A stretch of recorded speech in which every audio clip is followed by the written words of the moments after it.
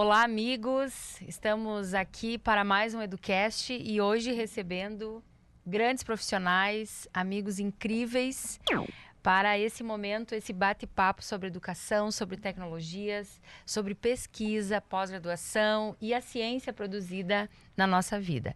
Eu estou aqui com muito carinho junto com o meu colega César, que é o nosso coordenador do nosso grande estúdio, no qual nós também temos o nosso Educast e outros podcasts aqui da URI. Também como uma maneira de fazer com que a nossa ciência atravesse os muros, chegue a todos, e a tecnologia é também um espaço que nos conecta às pessoas e a este interesse coletivo de falarmos sobre o que nos torna melhores como professores, como pesquisadores. Hoje, em especial, recebendo a coordenadora do nosso programa de pós-graduação em educação, a professora Lucimari Duso Pacheco. Uma alegria muito grande tê-la aqui. Do outro lado aqui da mesa, nós estamos recebendo o professor Wagner, ele que coordena o PPGoa, o programa de pós-graduação que é lá da UFPB, da Universidade Federal da Paraíba. E junto com ele o professor Guilherme, também professor do PPGoa. E depois eles vão se apresentar, porque eles também fazem parte de um outro programa de pós-graduação. Nesse trabalho que, junto com a URI, a gente vem desenhando há mais de um ano, e que, de alguma forma, já nesse mês de abril, estamos em abril de 2025, para quem nos assistir agora ou no futuro, nós estamos falando desse tempo da história, em que é realizado o pré-evento do nosso seminário, que aconteceu nos dias 9 e 10 na Universidade Federal da Paraíba, onde tivemos a presença de pesquisadores da UFPB e da URI, e está se realizando nesta semana, aqui diretamente do Rio Grande do Sul, da URI, o 10º Seminário de Educação e Tecnologias, cuja temática nos envolve como um todo, porque, de alguma forma, todos nós estamos olhando para estes novos cenários e para estas facetas do ensinar, do aprender, principalmente mediados pelas tecnologias na educação. Professora Lucy, conte para nós como está o nosso programa de pós-graduação, as linhas de pesquisa. Vamos abrir o nosso papo aqui, falando um pouquinho desse nosso lugar. Muito bem, muito obrigada pelo convite, professora Elizabeth. É um prazer estar aqui. Penso que um espaço onde se possa dialogar sobre programas de pós-graduação e os seus feitos para que a educação, para que a sociedade, para que a tecnologia, que é o tema também em voga aqui, né, esteja presente no desenvolvimento desse espaço de construção e de aprendizagem é muito importante. Falar um pouquinho sobre o nosso programa e o quanto o nosso programa também abraça, né, a temática das tecnologias e o quanto a temática das tecnologias faz parte da construção do nosso programa é importante, e trago aqui numa forma mais dialógica possível, né? Então, nosso programa, ele nasce em 2011, com o seu mestrado. Então, nós somos um programa recente, um programa novo, um programa jovem. E estamos aí fazendo 14 anos de existência. O ano que vem completamos nossos 15 anos, vamos debutar. Então, seremos debutantes o ano que vem. Já vamos começar a preparar o nosso debut do ano que vem. Mas somos um programa jovem, então em 2011 nasce o curso de mestrado e em 2019 já nasce o nosso curso de doutorado, né? Aprovado em 2018. E em 2018, eu acho que é importante colocar essa questão, em 2018 surge a necessidade de abraçarmos uma linha emergente. Nascemos em 2011 com a linha de formação de professores, né, e saberes e práticas educativas, porque é o carro-chefe do nosso programa dentro da inserção da universidade com a rede pública de professores, com a formação de professores, né? Ela nasce lá em 2011 com o carro-chefe da formação de professores. E juntamente com as políticas educacionais, né? Então, as duas linhas de pesquisa que nasceram dentro do programa foram essas duas. E com o passar do tempo, a demanda pela educação e tecnologias foi cada vez mais crescente. Em 2017, nós nos olhamos e dissemos, é preciso abraçar essa linha de uma forma diferenciada. Então, criamos a linha de processos educativos, linguagens e tecnologias, né, na educação, tecnologias educacionais. E isso foi um grande diferencial dentro do nosso programa, porque já existia toda essa discussão vinda lá da pedagogia, né, professora Beth, que você era coordenadora de um grupo de pesquisa, né, líder de um grupo de pesquisa de educação e tecnologias, e isso já nascia, já estava muito presente desde essa época da pedagogia lá, a formação em educação e tecnologias. Mas então, isso vem para dentro do programa com uma fortaleza de temáticas, de discussões, né? De olhar para dentro da educação, e não só da educação, mas dos processos educativos que ocorrem em qualquer espaço da sociedade, né? Com o viés de olhar as tecnologias dentro desse processo. Então, nosso programa, ele hoje contempla 3 linhas de pesquisa e a sua terceira linha, que está as linguagens e as tecnologias dentro dos processos educativos, né? E que contempla, então, toda essa discussão que hoje é espaço desse evento. E que hoje é espaço, então, dessa grande parceria que se estabelece com o PPGoa, né, que é o programa, então, de pós-graduação em gestão em organizações aprendentes, né?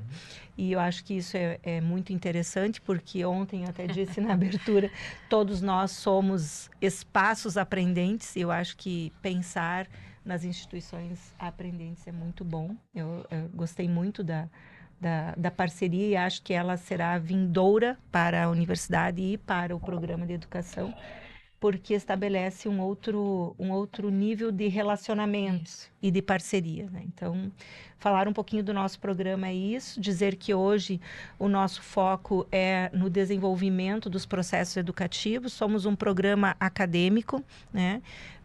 Mas também pensamos nas práticas educativas. Então, é um programa que não pensa somente na teorização dos processos, mas muito mais na efetivação de como se resolver problemas imediatos, né, a partir dos conhecimentos teóricos que nós temos. Então, sinto que o nosso programa ele se aproxima muito da expectativa de um programa como o de vocês, né, profissional, que é de resolver certos problemas que estão incomodando Não os fica processos. só no campo das ideias. Não fica só no campo das ideias. Nós temos várias atividades que levam a um campo mais prático também dentro desse processo.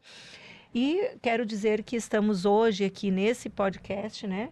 Estamos trabalhando essa relação e, ao mesmo tempo, falando de um evento maravilhoso que está acontecendo aqui na URI e que está na sua 10ª edição. E temos 2 grandes eventos que o PPG abraça de um modo mais intenso, que ocorrem em anos diferentes, né? Então, num ano, o de tecnologias, né? O evento internacional de educação e tecnologias, e no outro ano, o SINCOL, que é o evento que também é o Simpósio Nacional de Educação. Então, esses 2 eventos são os eventos que balizam também as nossas atividades. E com eles tem outros eventos que também sinalizam aí as abordagens de cada linha. Até De porque modo eu acho geral, que os eventos, eles mobilizam muito os orientadores e os orientandos. Que aí você vai conseguindo publicizar aquilo que já são os achados de cada projeto, de cada estudo, e isso também motiva, né, os alunos a se enxergarem. Isso. É, tu publiciza, né? Tu alcança um outro cenário. Porque às vezes a pessoa está desenvolvendo e o colega do lado não sabe exatamente o que o colega está fazendo, está desenvolvendo. É bem isso. São convites para que as publicizações aconteçam no processo e não necessariamente só nos achados finais.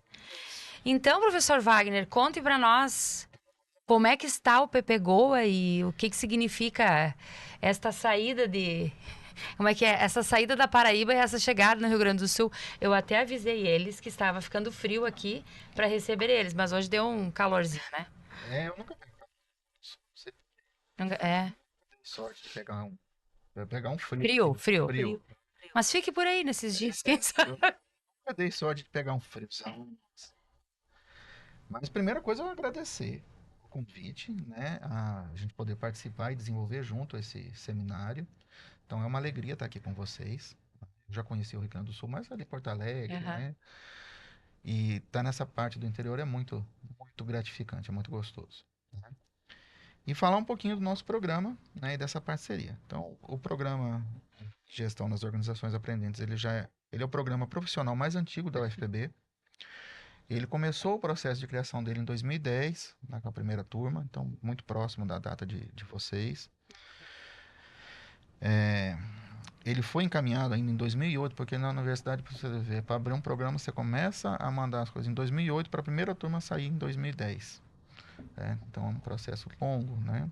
Hoje nós temos o mestrado, né? Nós temos 2 especializações ativas, porque a gente já teve outros projetos de especialização, mas nós temos 2 que estão em funcionamento, e o pós-doutorado.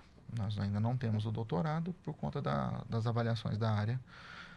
Ele é um programa que, apesar de estar no centro de educação, ele é da linha 27, da área de administração, economia e contabilidade, né?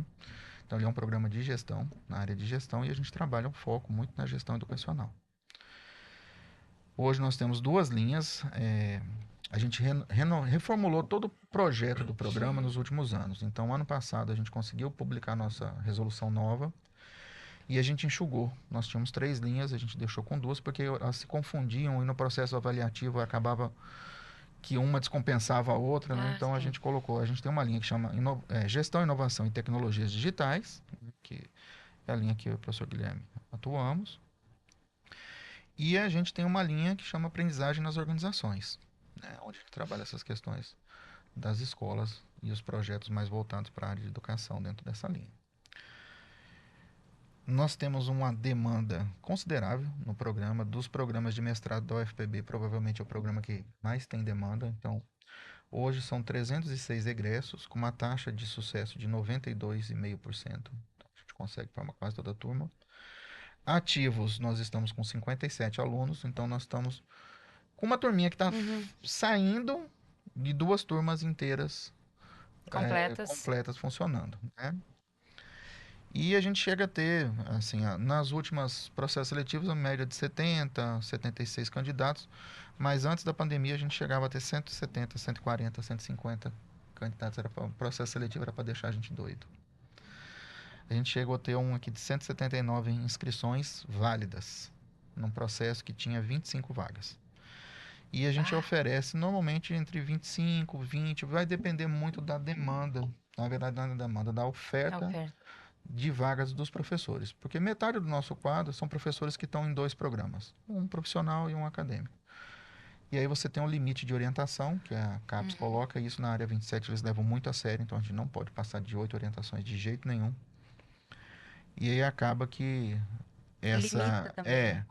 esse ano eu estava achando que a gente ia conseguir pelo menos umas 25 vagas, mas no último levantamento deu 23. Então tá dentro da média, que vai ser o próximo processo que deve abrir semana que vem, tá abrindo o edital de seleção para a próxima turma. Né? E processo seletivo, eu não sei como é o de vocês aqui, mas o nosso lá, por conta da burocracia, são pelo menos 4 meses. O nosso está Entre. aberto agora, né? Nossa, está aberto, mas Aproveita e leva faz uma também. propaganda. Isso, Até quando? estamos com o edital aberto até 16 de julho. Edital aberto. E aqui também nós leva em torno de 4 meses, desde a abertura até o... Porque tem processo de recurso. É. Seleção, entrevista. Isso, correção. A gente simplificou bastante o nosso processo, né? Antes tinha provas escritas, conhecimento específico, conhecimento, prova de línguas, e agora hoje a gente basicamente é a proposta, a entrevista, então é o projeto de pesquisa que o aluno submete, a entrevista e a análise de currículo. E as proficiências são entregues antes da qualificação. Então aí ele pode entregar, ele pode fazer as provas, né, de proficiência nos departamentos de línguas, ou apresentar os certidões de TOEFL e Sim. IELTS, essas instituições, né? Bom, aqui uma informação interessante, porque como a gente é um mestrado profissional, a gente tem uma interface bem forte com o mercado, né? Então, nós já tivemos alunos em mais de 50 organizações diferentes que participam dentro do programa. sendo que quase metade, 43%, são empresas privadas, né? Aí o resto você tem órgãos federais, municipais, estaduais. Nós temos um público muito grande que são técnicos administrativos das universidades, tanto da UFPB, como da UFCG, como da IF, que fazem o mestrado com a gente, né? Ao longo do tempo foram mais de 30 convênios. Aqui eu separei alguns assim que são bem interessantes. A gente teve, recentemente a gente terminou com o Ministério Público da Paraíba e Tribunal de Contas. A gente já teve convênio com a Universidade Federal de Pernambuco, com a Universidade Estadual de Pernambuco, perdão, com a Federal do Rio Grande do Norte, com a Estadual da Paraíba. A gente mantém um convênio ativo com a própria UFPB. Então, todo o processo seletivo a gente tem algumas vagas que são reservadas para servidores. E hoje a gente tem 3 convênios ativos. Um com a Secretaria de Educação de Santa Rita. Santa Rita é um município da região metropolitana de João Pessoa. Acho que é o 3º ou 4º maior município do estado. A gente tem um convênio de especialização com o SEBRAE e com o Tribunal Regional da 13ª Região. E esse aqui é muito especial porque ele é um curso de gestão pública para mulheres em cargo de liderança, que é o que a gente vai conversar depois naquela outra reunião. Perfeito. Então, só mulheres participam, né? Infelizmente, a gente teve que colocar alguns professores homens para dar aula para elas, mas a ideia no início era que todos fossem só mulheres para trabalhar essa questão de equidade dentro do tribunal, né? Isso foi uma demanda do próprio desembargador geral lá do tribunal.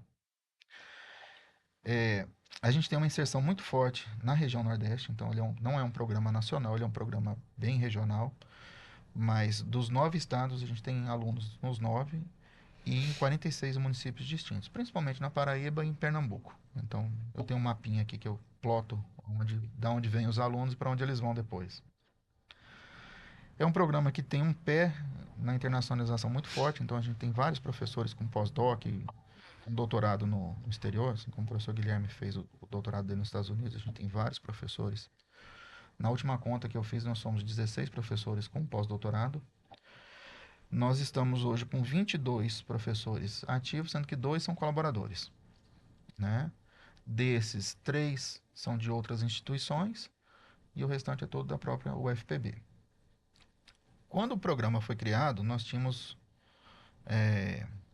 basicamente professores de 3 departamentos: de educação, de ciência da informação, de onde nós somos, e da administração, do departamento de administração. Com o tempo, a gente foi abrindo os editais, porque antes o ingresso de professores era feito mais por necessidade de composição de quadro, né? Mas com o tempo a gente passou a fazer os editais de credenciamento, já com regras definidas, com pontuação mínima para entrar.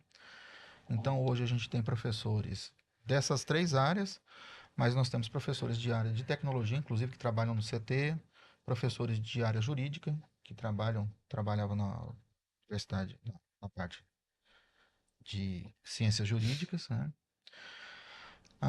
O que mais de diferente que a gente tem lá, Guilherme? Acho que só esses, né? Então a gente já tem de outros índices. Direito, Rosilene. Rosilene estava no departamento de Direito. A gente tem Josilene, que é da área de computação, ela é do CT lá da UFPB. Então a gente já tem um quadro bem diversificado de professores, mas todos eles desenvolvem pesquisa nessas 2 áreas, né? Alguns pontozinhos que aqui eu coloquei, né? Porque eu uso também essa fala aqui para conversar com meus alunos. Então, a gente tem a nossa resolução, que ela é de 2024. Ela saiu em agosto para setembro do ano passado. Então, tá novinha. Os alunos precisam cumprir 26 créditos para passar o mestrado. A prova de proficiência pode ser tanto em inglês como em espanhol. Antigamente, a gente só podia ser em inglês, então isso restringia muito o público, né? Basicamente, eles fazem 12 meses de disciplinas, né? E aí tem até 18 meses para qualificar. Eventualmente, a gente tem alunos que qualificam antes. Normalmente, eles qualificam um pouco depois ou defendem um pouquinho depois, porque apesar do prazo de 24 meses para a conclusão do mestrado, sempre tem os prazos legais. Eles podem pedir prorrogação, alguma coisa. E a gente teve muito problema na época da pandemia. Eu não sei como foram vocês, mas a própria UFPB, a PRPG, ela prorrogou por 2 anos os processos. Então, a gente teve aluno de mestrado terminando em 3 anos e meio, 4 anos, e no PPGCI, que é o outro programa que a gente participa, Eu tô com uma aluna lá de doutorado que ela já está indo, acho que pro 7º ou 8º ano de doutorado dela, que não Mas termina. teve, por causa da pandemia, tem aluno que não conseguiu terminar. Sim, muitos. Muitos. Porque uma série de questões Sim. psicológicas Abalaram. impressionantes, abalaram. Bom, do Os programa grandes são efeitos, esses. né? Para vocês terem ideia, a pandemia ela foi tão impactante lá pra gente que os nossos encontros de egresso, a professora que foi dar palestra, ela trouxe uma psicóloga que fala sobre os efeitos dessa questão de isolamento social dentro de pessoas de pós-graduação. É uma gracinha ela fala muito bem. E assim, ela toca muito o coração dos alunos, porque eles estavam muito naquela angústia, né, de não poder sair, muitos não conseguiam ir nas instituições fazer a coleta de dados, dentro de casa preso com filho, com marido, com cachorro, sem poder ir para canto nenhum. E aqui eu não sei como foi na cidade pequena, mas lá em João Pessoa o lockdown Foi geral. foi geral, a gente podia nem ir pra praia. Uhum. Né? Se você estivesse na praia, passava um carro da polícia ou carro de bombeiro com a sirene ligada mandando você voltar. Né? E assim, foi bem Os difícil. adoecimentos, né, com a saúde mental. Teve muita questão emocional, parte psicológica do pessoal Isso. foi bastante afetada.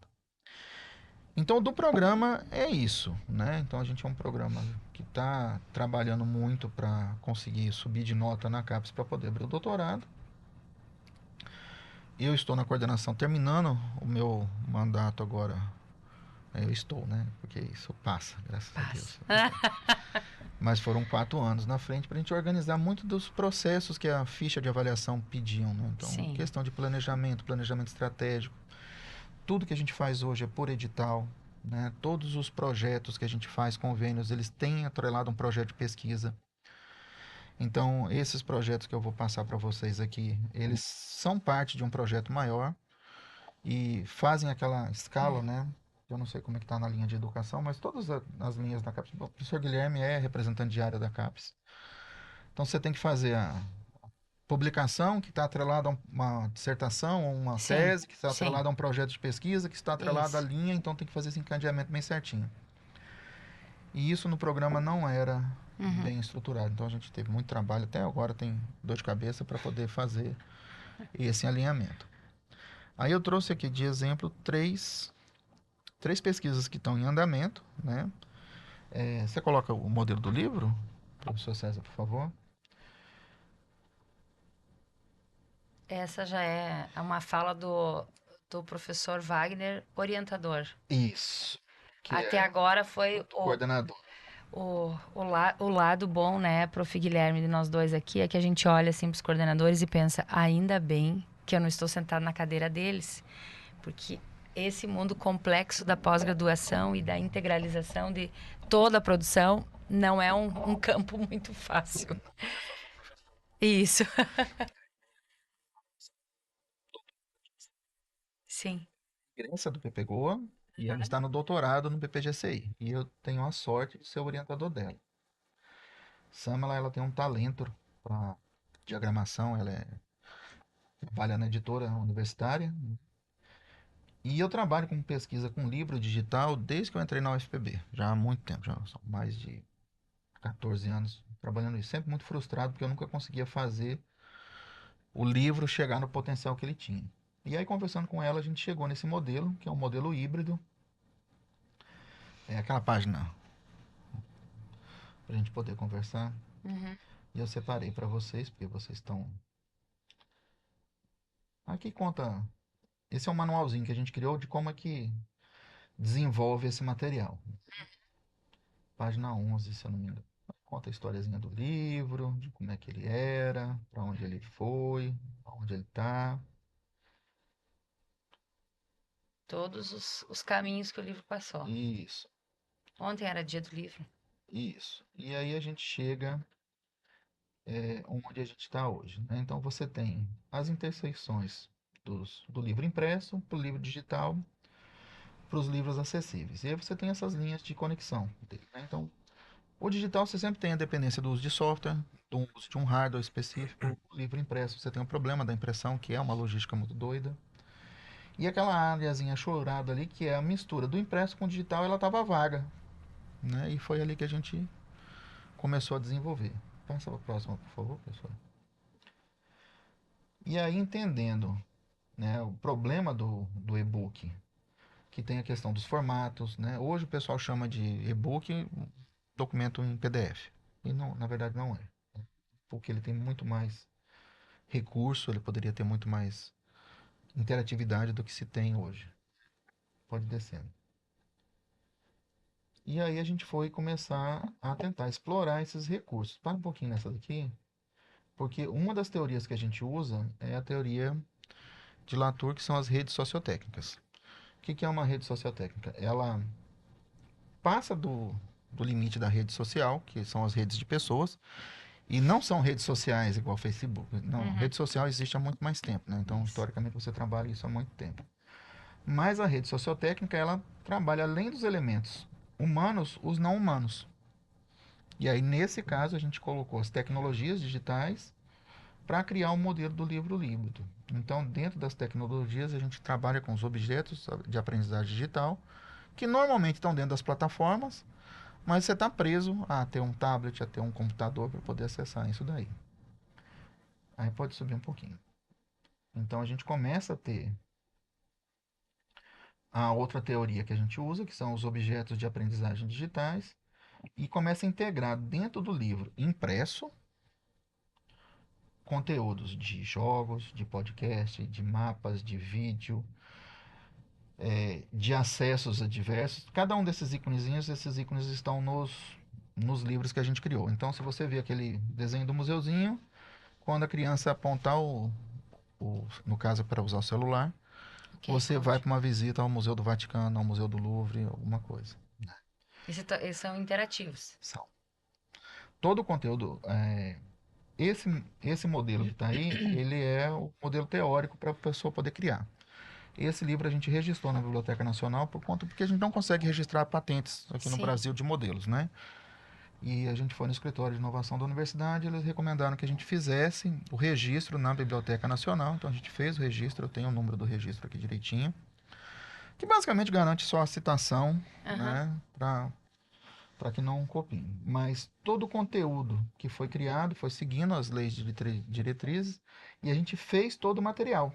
Então a gente construiu todos os livros do 6º ao 9º ano para uma escola, com conteudistas, com professores. Teve um pouquinho de trabalho, porque muitos não conseguiam entender essas questões, né? Então, por exemplo, você tem ali, ó, pense, saiba mais, dicas, espaço para você fazer anotação. Então, o menino ele consegue, no celular dele, fazer essas interações, só que direcionadas. Que é uma das coisas que a gente discutiu muito lá na Paraíba, numa das falas, da proibição do uso do celular na sala. Por um lado, faz sentido, porque os alunos se dispersam muito. Só que por quê? Porque eles não têm um uso direcionado. A Sam, ela também tem 2 filhos da mesma idade dos meus, né? E eu acho que tem um dos livros que fala sobre física, que tem uma parte bem legal, que a pessoa estava explicando lá sobre magnetismo. Que é uma coisa chata, só que quando o menino aponta o QR Code, vem um trecho do filme dos X-Men, com o Magneto levantando a ponte. Aí ele está explicando todas as instruções de força e está mostrando uma coisa que é mais próxima da criança. Algo mais concreto. Vai falar, por exemplo, de velocidade. Lá tem uma passagem que mostra... Até meu filho estava falando esse dia, perguntando sobre a velocidade do som, né? O que é a velocidade do som quando rompe faz um barulho?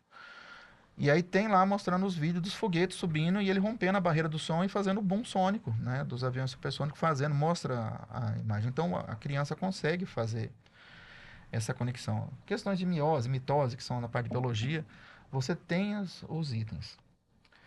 E você pode trabalhar, né, nesse modelo que a gente tem os exercícios de revisão, né, para a criança relembre, né, o que você viu.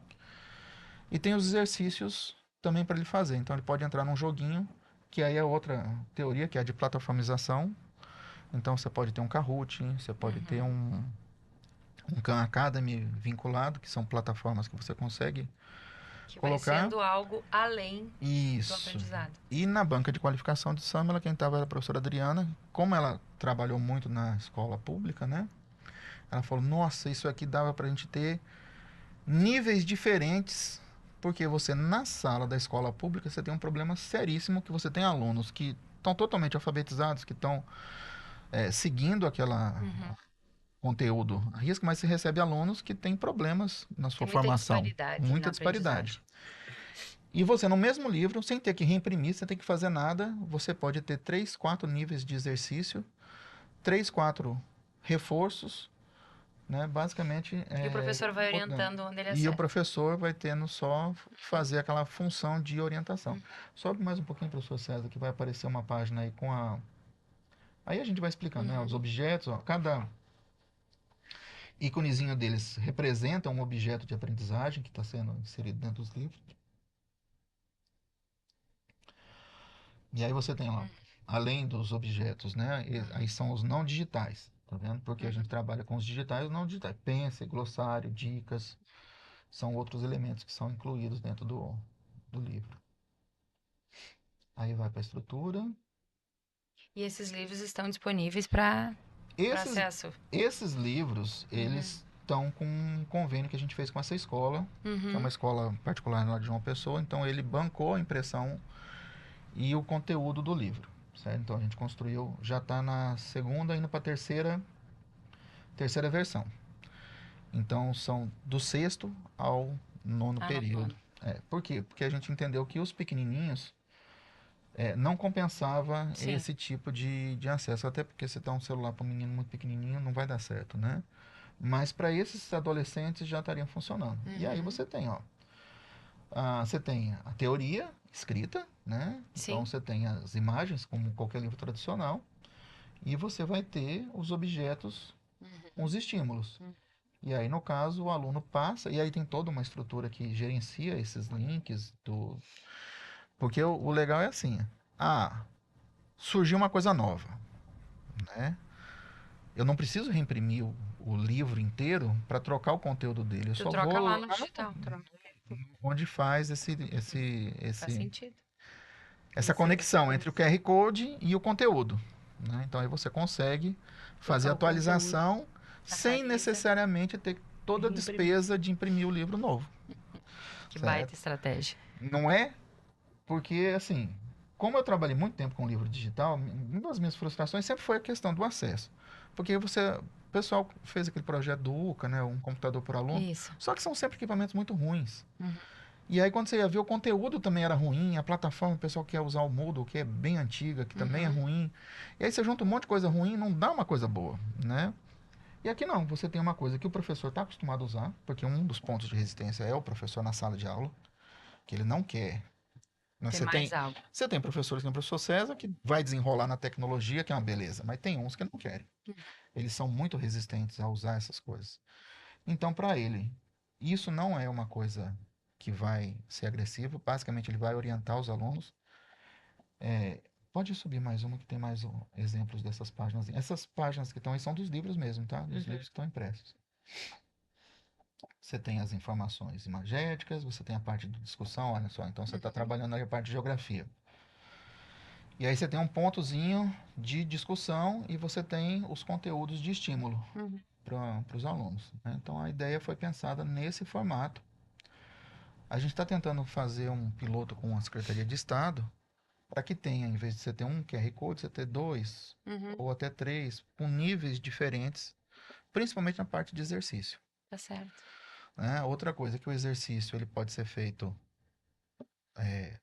no caderno, o aluno pode fazer na forma tradicional, ou ele pode cair numa plataforma de exercício e a professora já tem a avaliação de como o aluno se comportou. Inclusive, a gente consegue criar controles para saber quanto tempo o aluno acessou, se ele assistiu o vídeo completo, todos esses controlezinhos que a tecnologia permite, né? Som do peixe. Você nunca vai ouvir o som de um peixe no papel, mas aí você consegue. E você acessa o QR Code e ali você já tem o acesso. E a gente parte também num princípio que, assim, você não precisa de um equipamento rebuscado, você não precisa de um tablet, você não precisa de um notebook, você não tem que ter um computador, você não tem que ter um laboratório. E o celular, por mais simples que ele seja, ele vai acessar. E a gente tomou muito cuidado desses materiais serem todos materiais que estão em código livre. Então, você tem todo o conteúdo, é conteúdo aberto. não fere direito autoral, Isso. certo? É Então, acessível, é acessível. Não é É, próprio. Não. é extremamente válido. educativo. Você tem, por exemplo, games, que tem toda aquela teoria de Gamificação. gamificação, que ela não funciona sozinha, Isso. mas como complemento para reforço, ela funciona Ela bem. funciona. E aí a gente usa ela. Muito bem. Ponto. Na Parabéns, tese, professor. como Samela já qualificou, na tese a gente conta todo o processo de construção, de gestão de conteúdo, porque o grande desafio dela foi trabalhar com os conteudistas, Sim, sim. porque cada disciplina tinha um ou dois professores As trabalhando. especificidades. E quem fazia o pagamento desses professores? Quem fez o pagamento foi a escola. A escola. A escola, o gestor da escola, Ele bancou toda a construção. ele bancou e a gente não recebe nada pelo material, então a gente não tem royalties, nada disso daí, mas os direitos autorais. Os Então, direitos autorais. todas as versões sai o nome da universidade, principalmente o nome da universidade, que é um projeto de pesquisa. E é interessante que, para a escola, como uma escola particular, você dizer que está usando um material que está sendo produzido numa universidade federal é uma propaganda muito forte. Tanto que já tinha outra escola particular lá na cidade O ineditismo. que tem esse querendo material. usar o mesmo método. E uma aceitação dos alunos é o que a gente está medindo agora. Né? A pesquisa da Samela não é o livro. Agora é Ela verificar o usuário. trabalha em cima de uma teoria que é de aceitação de tecnologia. E o que ela vai medir é a aceitação tanto dos alunos quanto dos professores. Depois pode fazer uma triangulação, né? Aí a de todos ideia é os ver se resultados. realmente funcionou. Mas ela tem os filhos dela que estudam nessa escola, ela falou assim, meus meninos não largam mais desses livros. É porque justamente não proíbe, ele educa. Acho que é essa a grande questão. Eu acho que assim, direciona. Uhum, né? isso. E você tem um conteúdo que é um conteúdo prévio, porque se você deixar a criança só navegando na internet, você não sabe o que vai. Tu não sabe o que vem. Mas Certo? parabéns, Essa- professor. essa estrutura. Quando a gente veio para cá, eu falei assim, não, esse aqui é um... Esse é um grande projeto. Como o Sam, essa lá do programa, e ela tem muito essa visão da aplicação prática, né? Isso. A gente precisa aproveitar isso, né? Quando você encontra um aluno que tem o campo. O campo fértil de onde ele pesquisa. E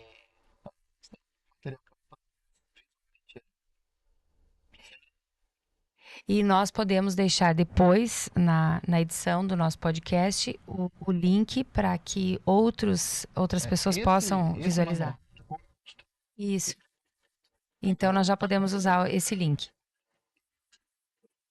É para a gente disseminar essa metodologia que vocês trazem de inovação, né, professor?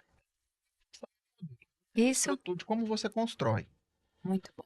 E todo o conteúdo segue a lei de diretrizes, então elas Sim. estão todas alinhadas direitinho. Mas a proposta é essa, é você juntar a teoria de redes sociotécnicas, a teoria de objetos de aprendizagem digitais e não digitais, a parte de tecnologia numa coisa que já existe. E que a gente entendeu que assim, olha, isso é o futuro? Não, isso é o meio do caminho que a gente está sem. Isso. A gente não está conseguindo chegar no livro digital Uhum. pleno em lugar nenhum do mundo, porque nos Estados Unidos tentou, na Califórnia eles tentaram, e acaba que volta sempre para o livro impresso, né? Isso. E de uma forma mais acessível que esteja dentro do... E aproveitando uma ambiência que o alunado possui, né? E os Muito bem, professores, prof. né? Sigam o professor Wagner, porque ele tem outras iniciativas de inovação. Porque como o tempo passa correndo, a gente fica aqui assim, né, olhando para o relógio, querendo saber mais, mas ao mesmo tempo a gente queria também, né, professor Guilherme, entender o que tu tens trazido de contribuição científica que nos brinda, assim como essas grandes facetas aí do professor Wagner. Eu também, no PPGoa, trabalhei no PPGoa desde sua fundação. Fui uma das pessoas que estavam lá na criação do programa. Um dos nossos decanos. Sou dos vovôs. Vja que chega uma fase da vida que a gente vira decano. Isso é muito Sou importante. Ter esse título também. Tenho um prazer muito grande trabalhar no programa profissional, porque eu gosto de trabalhar com coisas palpáveis. Algo que gere produto. Me dá uma satisfação enorme.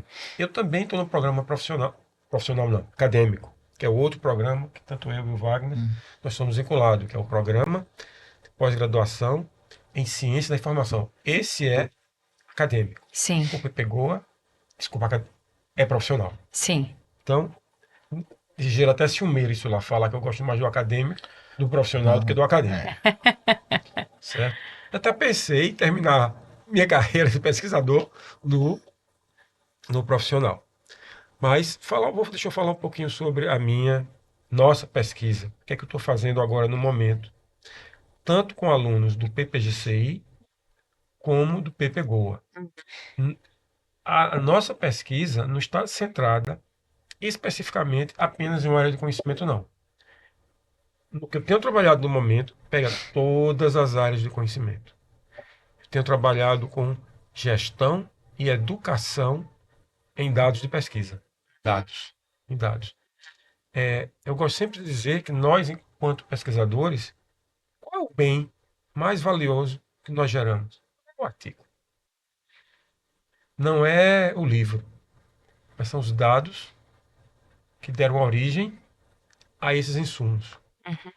Você tem um artigo científico. Se você quiser comprovar a validade desse artigo, como é que você faz? Você tem que ir no conjunto de dados. Se você quer contribuir com sua comunidade, você disponibiliza esses dados para que a comunidade tenha acesso.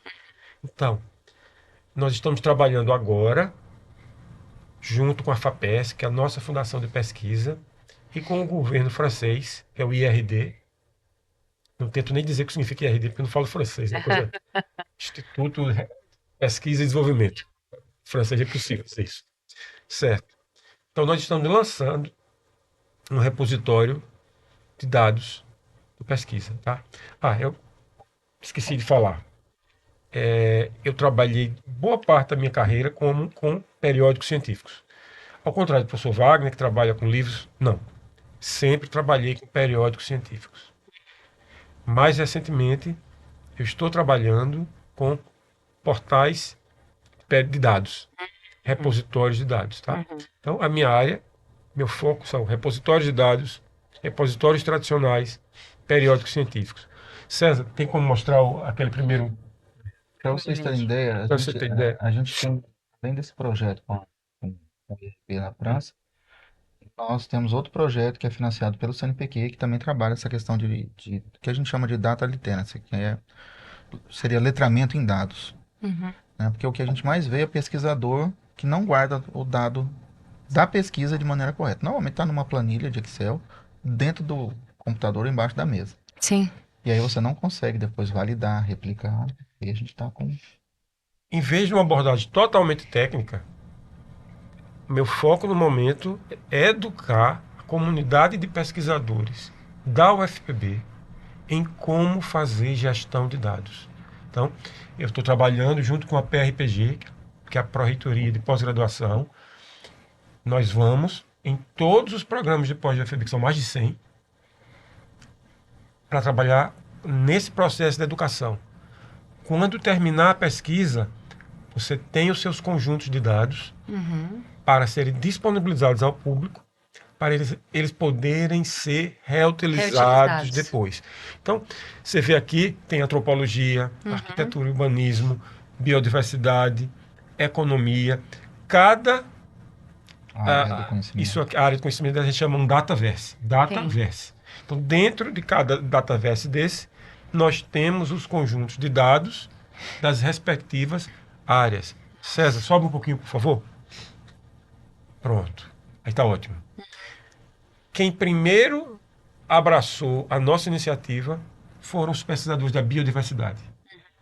Nós temos pesquisadores da biodiversidade que têm conjuntos riquíssimos de animais, da flora, da fauna e da animais, da fauna e da flora paraibana.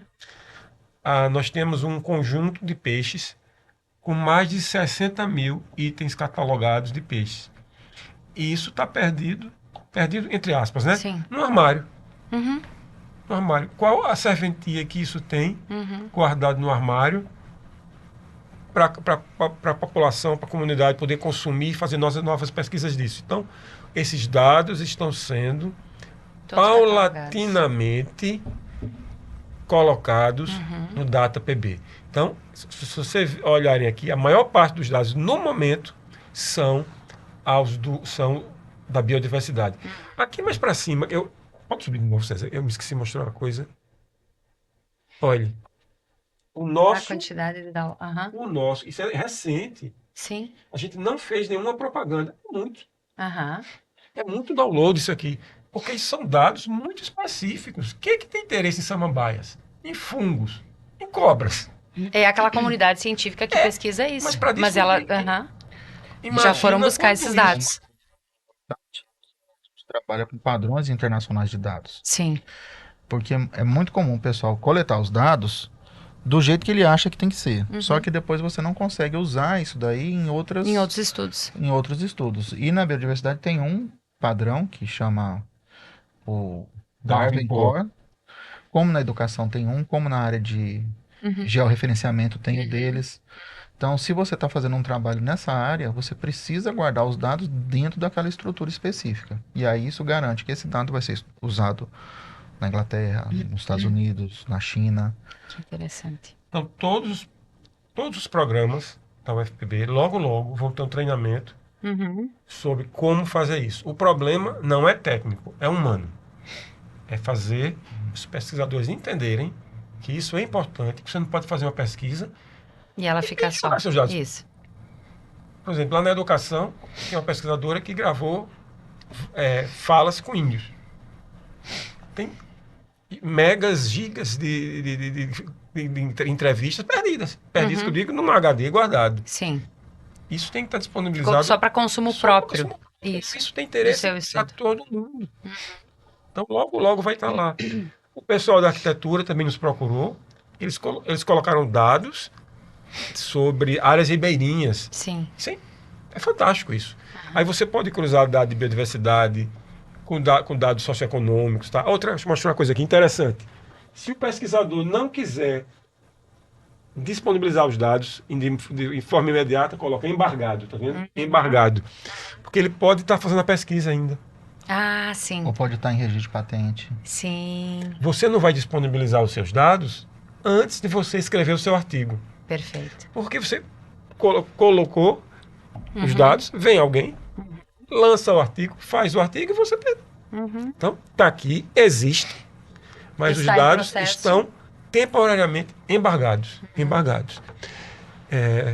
Pode passar, pronto, olha. Vocês podem ver que aqui o forte no momento é a questão bairros. É o pessoal da arquitetura, base de dados de bairros. Outra coisa interessante, vocês devem estar enfrentando isso aqui, ou vão enfrentar logo. Muitos eventos internacionais, quando você envia um artigo, eles vão pedir onde estão os dados.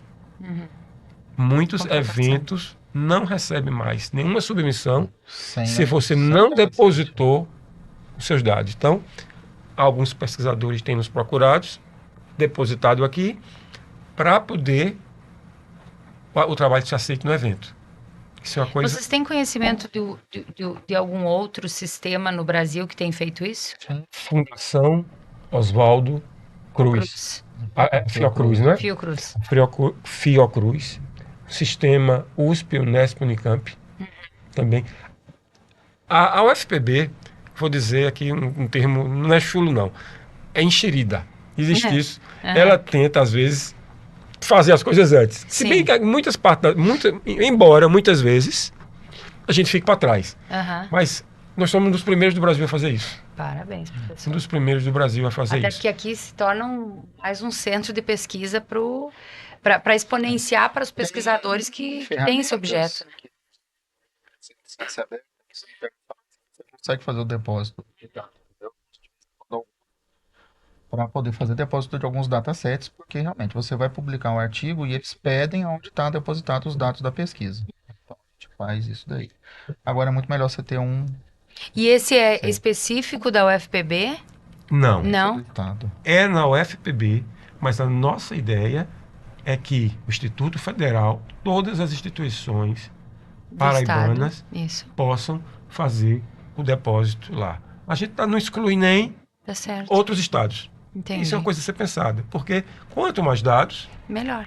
melhor para o nosso sistema. Wagner falou de uma coisa aqui importante, que eu vou trazer à baila. Ele falou que existem repositórios internacionais fora do país que recebem isso. Mas olha a lógica. Nós temos pesquisadores da UFPB trabalhando com coisa sensível, que é a biodiversidade. Porque a gente vai colocar isso no exterior. Sim. Sim, sim, sim. Porque vai um dia que isso fecha. Não funciona mais. É o que eu falei. Os dados são as pérolas. Isso. Os dados Preserva o pesquisador. é o tesouro, é o que a instituição tem de mais importante. Por exemplo, ao longo de 70 anos, vocês acham que o FPB tem todos os dados de todas as pesquisas que foram produzidas? De forma alguma. De forma alguma. Isso é uma coisa que só está chegando muito mais recentemente. E, para finalizar, não é?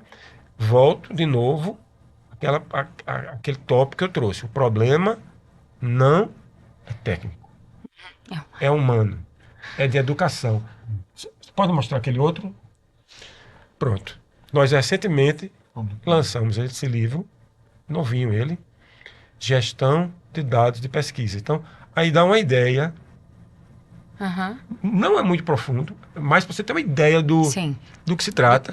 Do grande objetivo, do grande né, objetivo, do banco de dados. Do que você deve fazer para fazer gestão de dados. Esse livro já está disponível, Está disponível para download gratuitamente. Olha só. Ótimo. Na página da UFPB. Só por título de referência.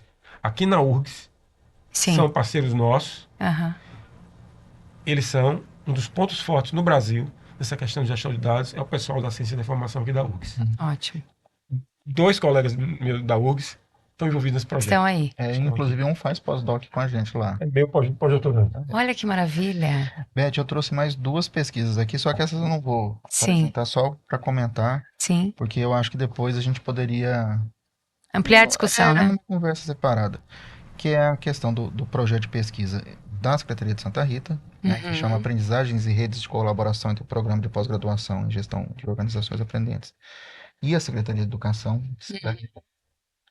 que é um projeto de receita, então a gente recebe os recursos da Secretaria para fazer pesquisas que resolvam problemas da Secretaria de Educação, né, que é coordenado pela professora Patrícia, que participou junto com você daquela banca, né?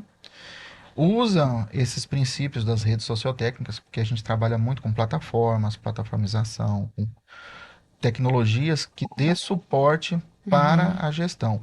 Só que não é só gestão, não é só tecnologias de educação. Então, por exemplo, a gente tem uma aluna lá trabalhando com ferramentas de planejamento. Sim. Que é um instrumento que a diretora da escola precisa, né, que a coordenadora da escola precisa para poder fazer os seus orçamentos e assim por diante.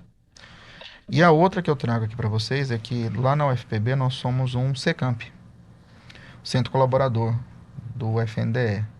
E a gente trabalha a gente tem um projeto de pesquisa e extensão que é o fortalecimento do programa Dinheiro Direto na Escola, que é o PDDE, que vocês que são da área de educação devem conhecer muito bem, que teoricamente deveria repassar dinheiro do governo federal direto para a escola pública. E a gente vê que não é assim que funciona, então tem vários problemas. E nesse projeto de pesquisa, que é coordenado pela professora Adriana, mas tanto eu, o professor Guilherme também já fez parte dele, a gente trabalha muito na formação de gestores. Então a gente trabalha em capacitações que vão às cidades e levam a capacitação de como faz compra, como faz a prestação de contas, como é que você mantém o seu cadastro da escola em dia para poder receber esses recursos. E só agora, entre 2024 e 2025, foram formados 900 gestores na região do Nordeste inteiro. Então, a gente trabalha com todos os 9 estados. Aí eu trouxe esses 2 projetos aqui para vocês conhecerem, porque o CECAMP, na universidade, ele é o projeto mais amplo que a UFPB tem, que é na área de gestão educacional. Que basicamente não trabalha a questão pedagógica, mas trabalha a questão de gestão do recurso. Tão importante quanto, né? Do recurso público. E a gente tem um problema sério lá na região Nordeste. Aqui no Rio Grande do Sul, quem coordena é a professora Goretti, lá na FURGS. Isso. Que faz um trabalho muito parecido com o que a gente tem lá no Nordeste. Mas o que a gente vê muito? Cidades pequenas, o recurso não vai para a escola, vai para a prefeitura. E aí é o prefeito que Entra distribui, na. entra no campo político, É. né? E aquela, teoricamente, a proposta do programa que a escola comprasse uma televisão, um bebedouro, fizesse uma manutenção de banheiro, uma coisa pequena e rápida, sem tanta burocracia, se torna extremamente burocrático, porque aí você tem que passar o pedido para a prefeitura que vai dizer quando vai fazer licitação ou não, e aí perde todo o propósito. E piora muito quando a gente entra nas escolas do campo, quilombolas e indígenas, Sim. porque essas ainda são mais precárias as estruturas, né? Lá na Paraíba mesmo a gente tem cidades inteiras que são dentro de assentamentos indígenas, então a gente tem uma comunidade muito grande. Vindo para cá eu vi que também Nós somos ladeados por muitas aldeias aqui. pois é, Isso. vocês também têm. Temos essa característica. Isso. E esse projeto, que é um projeto de pesquisa e extensão, né? A gente já chegou a ter quase 100 pesquisadores envolvidos dentro dele, mas tá desde 2001 já foram formados quase 15 mil gestores, né? E agora a gente está entrando numa fase mais refinada que a gente chama de assistência técnica em loco. A escola tem problema, não consegue mandar o gestor fazer a formação, então a gente identifica a escola e manda o formador passar um dia lá, Fazendo a formação em loco. fazendo não só a formação, mas resolvendo o problema de fato. Porque às vezes você não consegue, por exemplo, tirar um CNPJ porque a escola não tem o conselho educacional, né? Não tem a ata de registro do conselho. São elementos meramente burocráticos, mas que precisam ser Mas feitos. precisa de alguém para orientar, né? Exato. E aí você precisa dessa ajuda para estar fazendo essa coisa. E a Adriana não conseguiu vir fazer a fala ontem, justamente porque o FNDE bateu lá. Na hora que eu estava embarcando, a Fernanda, que é a diretora do FNDE, estava descendo lá no aeroporto de João Pessoa para fazer as reuniões com eles e com o diretor-geral lá do FNDE para poder discutir como é que vai ser os andamentos do projeto. Então ela Os está... grandes desafios do mundo real, né? Somos os mesmos praticamente. E é o outro projeto, que assim como Santa Rita, a gente leva a academia dentro da escola. Então a gente está levando os programas de pós-graduação e essa questão de treinamento. Aí a gente tem muito material, tem material didático, podcast. Esse é um conteúdo específico para a gente fazer um outro debate, né? Porque é um projeto grandioso que a gente aplaude, viu, professor Wagner, por ser uma universidade federal, fazendo um trabalho semelhante ao trabalho que as comunitárias, como temos a nossa identidade, né? Que é literalmente olhar para as nossas realidades e buscar essa transformação. Mas, meus amigos, minhas amigas, nós precisamos encerrar esse momento. Me esqueci. Diga, professor. Quando o pesquisador deposita um conjunto de dados, automaticamente ele recebe um DOI.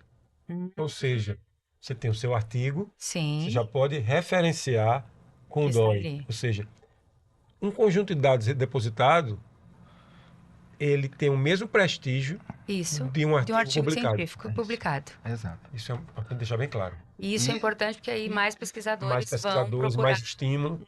Mais estímulo para estar ali na base. Ficha de avaliação da CAP, que você está terminando também os destaques da sucupira. À noite eu ainda sonho com esse negócio. Você vai ter que ter esse registro de DOI, é extremamente importante. E como você consegue registrar não só o artigo, mas o dataset que o artigo utilizou, você tem 2 indicadores que aumentam o prestígio da sua publicação. Tu ganha. Você agrega. Agrega valor. Você agrega valor àquela publicação. E você pode ser citado. Tanto no artigo como no dataset. Por colegas. Usei o dataset de fulano. Sim. E aí o impacto. Você tem. Isso. Exponencializa. Aqui a gente já está fazendo um processo de catequização, né? Porque muito bom. A gente consegue falar isso muito fácil para o pessoal da biodiversidade, o pessoal da química, da física, porque eles trabalham muito com dados. Mas as áreas sociais... a gente precisa evoluir nesse sentido. Porque a própria coleta de dados é meio desestruturada. Né? Então, a pessoa acha que porque fez uma entrevista não consegue estruturar a entrevista. Não é verdade. Você tem todos os procedimentos, você tem as ferramentas para poder transformar até uma entrevista, um grupo focal, em um dataset, que pode ser depois replicado, aplicado. Nós vamos continuar esse assunto, viu, professor legal, Guilherme né? e professor Wagner? Vamos. Talvez. Isso E tem uma ideia que eu não vou falar aqui, porque isso vai ser patenteado, né? Isso é assunto entre nós aqui, quem sabe num futuro podcast a gente conta. Mas, meus queridos amigos, nós vamos encerrando. Agradecer muito, né, ao professor Guilherme, professor Wagner, a gente que trocou tantas mensagens aí nos últimos meses. Que bom que deu certo, que bom que a gente pôde fazer esse encontro também presencial, não só online, mas que as nossas pesquisas, as nossas redes se fortaleçam cada vez mais. Agradecer vocês por virem de tão longe e nos brindarem com tantos conhecimentos. Professora Lucy, é uma alegria sempre poder te ouvir, estar contigo, nossa coordenadora que tem tantas lutas, né, num país em que às vezes a educação ela não tem o seu campo principal abrindo as portas, mas a gente tem feito um trabalho muito bonito aqui na URI e muito pelas mãos, né, da professora Lucy, que coordena de forma muito habilidosa todo o nosso programa de pós-graduação. E a gente, enquanto professora, enquanto gestora da universidade, tem maior orgulho de receber colegas dessa monta num evento que, como eu falava ontem, né, é a festa da ciência, porque chegar a um evento de 10 anos... em tempos tão complexos, é também um motivo de nós olharmos para o futuro e repensarmos as nossas práticas. Então, acho que a vinda da UFPB para o nosso evento é o grande brinde de que nós podemos agora olhar sobre a gestão, sobre as organizações aprendentes com um outro artefato. E ali na frente, novos eventos, novas pesquisas, novos bate-papos vão acontecer. Parabéns por vocês terem conseguido a fala de Marlitos. Sim. Como vocês viram, ele é diferenciado. Ele é. Foi um presente, assim. E é uma pessoa que tem uma experiência, uma vivência com filósofos europeus, assim, brilhantes. Da essência da filosofia. Da essência da filosofia. Isso aí. E ele fala com propriedade porque ele convive, toma café com aquele povo lá. Isso. É amigo íntimo, né? São. E nós não podemos deixar de agradecer nesse podcast o professor Roberto, que foi professor da URI, hoje professor da UFPB, um grande amigo, uma pessoa que nós temos assim um grande apreço, porque certamente foi o contato dele naquela banca que nos proporcionou todos esses encontros, essas conexões. Então, professor Roberto, você está aqui nessa mesa junto com a gente, né? Você está aqui pensando conosco e pensando o futuro dos nossos programas, porque é isso que a gente precisa fazer cada vez mais. Eu estava olhando lá na nossa lista, a gente está completando de trabalho. 1 ano já? Para poder chegar. De quando foi Isso. que a gente começou a conversar, que quando saiu o edital da FAPESP, que eu falei para Roberto, edital, vamos fazer. Vamos candidatar. Né? E vocês fizeram também os editais, Isso. né? Pra gente poder chegar aqui, quase 1 ano já. Vocês tentaram de eventos também? Tentamos. É mais complicado isso.